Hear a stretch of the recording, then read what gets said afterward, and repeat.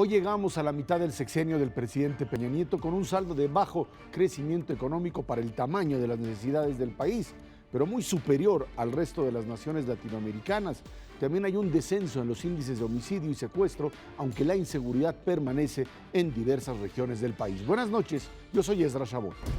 En la primera parte del sexenio del presidente Peña se logró un récord de reformas y acuerdos políticos con el Congreso de la Unión que permitieron la aprobación de 28 reformas constitucionales catalogadas como históricas, producto del consenso entre los tres principales partidos políticos del país. Hola, soy Jorge Fernández Menéndez. Durante estos primeros 3 años hemos tenido claros y oscuros, aciertos y desaciertos, un vuelco de 180 grados en materia educativa para mejorar la calidad de la enseñanza como una forma de abatir la desigualdad y hechos tan lamentables como la fuga del Chapo Guzmán o la desaparición o muerte de 43 normalistas de Ayotzinapa. ¿Qué tal? Soy Pablo Iriart y esto es México Confidencial.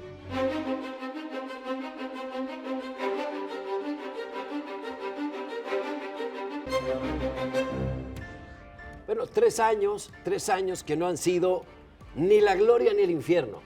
Es decir, hay un punto medio y creo que hay que recobrar la ecuanimidad a la hora de evaluar estos 3 primeros años del sexenio, Jorge, Ezra, porque en un principio alguna prensa internacional le echó las campanas al vuelo, como que venían a salvar a México y ahora como no se salvó, entonces que México está hundido. Me parece que ha habido poca ecuanimidad a la hora de observar estos 3 primeros años. Me parece, como tú decías, hay que ser un poco más ecuánimes y hay que buscar en qué se ha avanzado y en qué no se ha avanzado en estos 3 años. 3 años que han sido muy largos porque se han hecho muchas cosas. Sin duda, como decíamos en la presentación del programa, lo más destacable son el cuerpo de reformas y me parece que hay capítulos de políticas públicas como en la seguridad, como en el avance en la lucha contra la pobreza y demás, que tendrán que ser evaluados con otra luz y establecer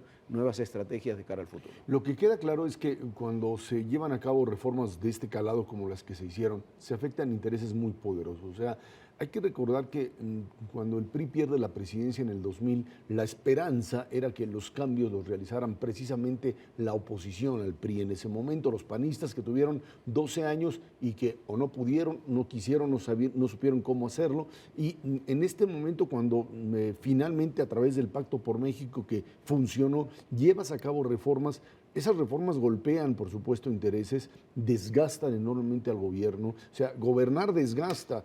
Tratar de jugar siempre a que un buen gobernante es el gobernante popular, al que todos lo quieren, no necesariamente quiere decir que las cosas se están haciendo. Hay cambios que se hicieron en forma importante en el país, van a tardar, por supuesto, tiempo en madurar, en ser parte de una gran transformación, pero pues finalmente tienes ya datos importantísimos de crecimiento de empleo formal, como no lo tenías con la reforma laboral, entre otras cosas. Tienes toda una serie de datos con un crecimiento del 2%, que bueno, parecería ser que es nuestra tendencia y difícilmente se puede superar, pero yo creo que habría que valorar esa parte como la parte que identifica esto que yo lo nombraría como un gobierno de transición entre lo que puede ser México y lo que finalmente se tenía que hacer en el corto plazo. Es correcto, comparto tu punto de vista.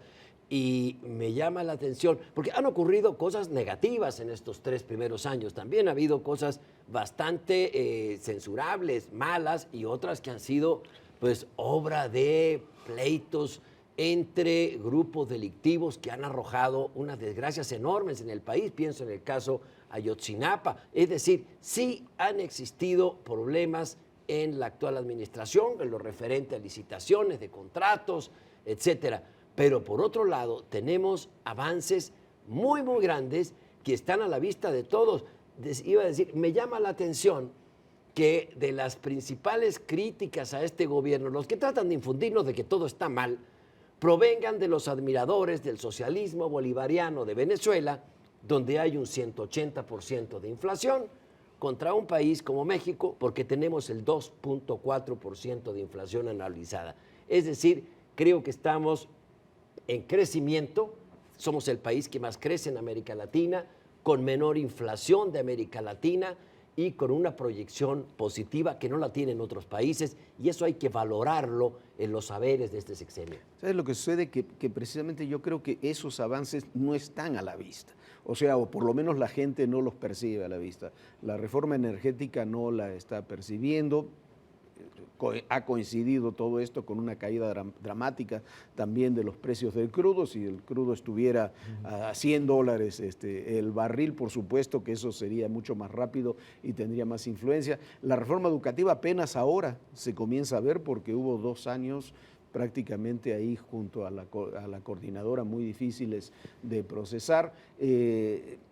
Así, las de telecomunicaciones, lo que va a ver la gente es el apagón analógico, por ejemplo, ahora, y quizás esos hechos lamentables, esos hechos terribles como son el caso Ayotzinapa, la fuga del Chapo Guzmán, que también dañó mucho, son las cosas que terminaron costándole mucho al gobierno, porque también creo que fueron mal procesadas políticamente desde la propia administración. Y es que ese tipo de eventos tienen un efecto mediático muy importante, mientras que notas económicas o procesos de construcción y reconstrucción en distintos estados de la República pueden ser cambios importantes. Todo este asunto de temas de seguridad que sale, y más que nada esta idea de los distintos Méxicos que conviven. O sea, hoy tenemos niveles de exportación altísimos, como no los teníamos de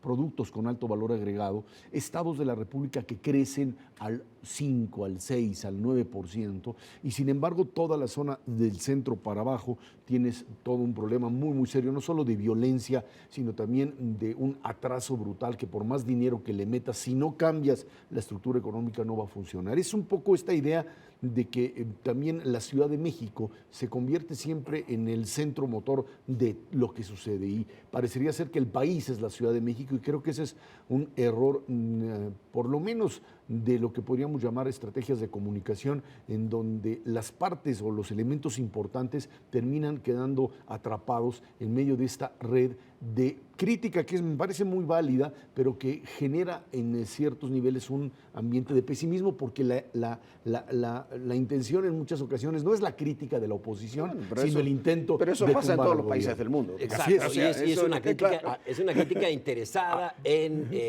infundir un estado de ánimo negativo en el país. Sí.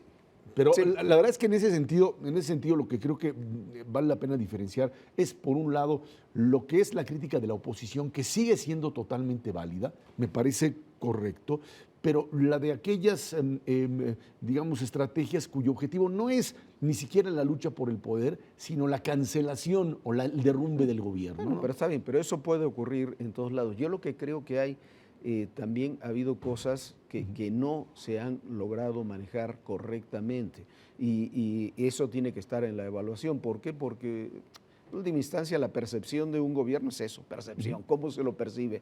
Cuando estamos diciendo que la economía está funcionando muy bien, yo creo que la economía funciona bien. Me parece que hubo en el primer año 2 errores graves, una astringencia del gasto que afectó el crecimiento económico, y luego una reforma fiscal que fue muy impopular porque todavía sigue siendo impopular porque no era la reforma que se esperaba. Me parece que esos son temas que hay que atender. Cuando uno va a una reunión con empresarios, un porcentaje altísimo de empresarios van, se quejan, consideran que las cosas no están muy bien, y uno luego les pregunta, oiga, ¿y ustedes van a invertir? Claro que sí que vamos a invertir porque nos conviene. ¿Y a usted cómo le ha ido? Claro, a mí me ha ido muy bien. Claro. Sí. Eso es parte digamos, de la lógica que estamos viendo. Pero las reformas, que eso de solo mencionarlas en algunas personas causa irritación, me parece que van a dar sus resultados a mediano plazo, a mediano y largo plazo. La reforma educativa se está partiendo desde la base de la educación. Creo que hay que tomarle el peso, lo que ha sido quitarle al sindicato y a esa camarilla que es la CENTE, la rectoría de la educación en el país. Es decir, ahí se empieza, ahí está la simiente para abatir la desigualdad en México. No para terminarla, que eso no creo que exista ni que sea sano, pero sí para que haya piso parejo y el que no tiene dinero que pueda ir a una escuela pública donde los profesores den clases y estén mínimamente preparados. Creo que eso ha sido uno de los grandes aciertos, quizá el principal acierto de esta administración, que lo vamos a valorar dentro de una nueva generación. Así es. Ahora, lo que sucede también cuando uno habla de la administración central es que hay que conectarla con los estados de la República. Insisto, gobiernos estatales, algunos de ellos que finalmente hacen la tarea y otros que no la hacen, y que a partir de esta realidad tienes una confrontación con gobernadores y con algo que en México no termina de aterrizar, que es el tema de Estado de Derecho. O sea, todavía esta construcción de modelos de impartición de justicia, ahora se avanza en el tema de justicia oral, los cambios al interior del Estado. En ese sentido, creo que es fundamental para poder entender que México empieza apenas a caminar hacia esa certeza jurídica que desgraciadamente genera todavía una enorme situación de desconfianza frente a, pues todavía un modelo de corrupción que tendrá que ser erradicado ya en el corto plazo, porque esto es finalmente lo que te impide dar, entre otras cosas, el gran salto adelante. Pero tienes ahí, yo creo que tienes una situación que quizás yo lo pondría en los capítulos del debe del gobierno. Se han hecho muchos esfuerzos, como se hicieron en las administraciones anteriores, por el tema de la seguridad, por el tema de la justicia, pero a pesar de que se presentó en el famoso decálogo del presidente hace más de un año, no tenemos una estrategia para las policías en el país. No tenemos una estrategia, o sea, ¿qué tipo de policía queremos en el país? Funcionar. No tenemos una estrategia para los penales, no tenemos una estrategia para el sistema de prevención del delito. Entonces, me parece que esos son capítulos en los que ha quedado a deber la administración, y ha quedado a deber la administración, y ha quedado a deber el Congreso, porque eso no está funcionando. No puede ser que cada estado decida qué tipo de policía quiere y cómo la quiere llevar, o que tengamos más del 90% de los penales del país regidos por sistemas de gobierno o autogobierno de los propios presidiarios. Sí, ahí hay un gran, a pesar de todo el esfuerzo positivo que ha hecho el Congreso, que ha hecho una labor legislativa. Pero en seguridad no, Pablo. En materia de seguridad, el Congreso nos ha quedado a deber. A deber, claro. Ahora no se quieren las policías del mando único, cuando hace unos años se despepitaban por tener el mando único, y el PRI, que no lo quería, ahora sí la quiere. Es decir, el Congreso en materia de seguridad ha estado presa de rencillas políticas con miras futuristas, pero en otros campos sí ha estado a la altura. Ahora, haber sacado la reforma energética como se sacó, que va a dar sus frutos en el mediano plazo, haber sacado la reforma educativa como se sacó, la reforma laboral, es decir, a mí me parecen grandes avances y que se van a comenzar a reflejar en el segundo trienio. Un balance en 3 palabras. Yo creo que finalmente 3 años en donde los cambios se hicieron, los que se tenían que hacer se lograron, y a partir de ahora queda simplemente instrumentarlos. Jorge. Y yo creo que son 3 años también donde se hicieron las reformas que se tenían que hacer, por lo menos la mayoría. 3 años donde hay muchos matices, muchos grises, y donde hay que tener plena conciencia que si no se consolidan de cara al futuro, las cosas van a ser muy complejas. Yo veo que las reformas tienen un costo político para todos los reformadores siempre, y este gobierno lo ha pagado. Vamos a ver qué pasa ahora en la segunda mitad del sexenio. Esto fue México Confidencial. Buenas noches.